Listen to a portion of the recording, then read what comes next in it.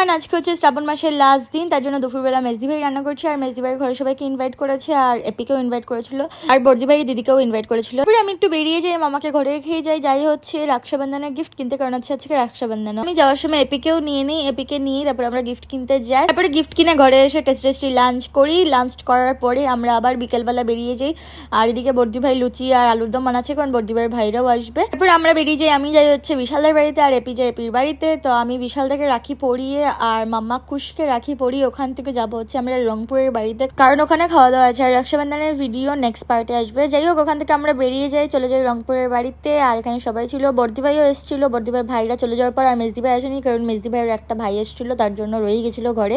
বর্দি ভাই এসে গেছিল, বর্দি ভাই এসে যাওয়ার পরে দুই বাচ্চাকে খাইয়ে দিয়েছিল বর্দি ভাই। তারপরে আমরাও খেতে বসে গেছি আর রাহুল গেছিল একটা কাজে, আমাকে পৌঁছে দিয়ে ওখান থেকে এসে খেয়ে দিয়ে নেয়। তারপরে আমরা ঘরে চলে যাই। এইটুকুই ছিল ব্লগটা। আর নেক্সট ব্লগ